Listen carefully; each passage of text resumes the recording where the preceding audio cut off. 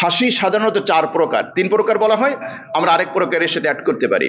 একটা হচ্ছে তাবাসসুম, মুচকি হাসি। আপনার দাঁত দেখা যাবে না, এমনভাবে হাসবেন যে চেহারাটা উজ্জ্বল হবে, চেহারাটায় হাসির একটা রেখা ফুটে উঠবে, কিন্তু দাঁত একেবারে প্রকাশিত হবে না। এটা তাবাসসুম বলা হয়, মুচকি হাসি। আরেকটাকে বলা হয় দিহক, যেটা দাঁত দেখা যাবে কিন্তু শব্দ হবে না, আপনার এই হাসির শব্দ অন্য কেউ শুনবে না, এটা হচ্ছে দিহক। আরেকটা হচ্ছে কাহকাহা, অট্ট হাসি, এমনভাবে হাস্যরস হাসি দেওয়া যে আশেপাশে যারা আছে তারা তো শুনবেই, দূরের মানুষও শুনবে, এটাকে বলা হয় কাহকাহা। আরেকটা হচ্ছে দিহকুল ইস্তেহজা, ঠাট্টা বিদ্রুপমূলক হাসি।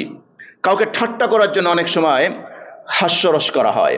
কোন এক ব্যক্তি একটু সৃষ্টিগতভাবে বিকলাঙ্গ, তাকে দেখে ঠাট্টা করা হচ্ছে, হাস্যরসে ফেটে উঠছে বন্ধুরা। কোন ব্যক্তি একটু খাটো, তাকে দেখে অন্যরা হাস্যরস করছে, এগুলো হলো ইস্তেহজা। আল্লাহ রসুল সাল্লাল্লাহু আলাইহি ওয়াসাল্লাম তাবাসসুমান, সবসময় মুচকি হাসতেন। কখনো কখনো তিনি দিহ করেছেন, অর্থাৎ হেসেছেন, দাঁত দেখা গিয়েছে কিন্তু শব্দ হয় নাই। কখনো কিন্তু তিনি কহকহা এটা করেন নাই, অট্টহাসি দেন নাই, আর ইস্তেহজা এর তো প্রশ্নই আসে না। সুতরাং রসুল সাল্লাল্লাহু আলাইহি ওয়াসাল্লামকে ফলো করতে হলে আমাদের মুখে যেন তাবাসসুম, মুচকি হাসি লেগে থাকে। দেখুন, ইসলাম অত্যন্ত চমৎকার একটি রিলিজিয়ন, একটি চমৎকার জীবন বিধান।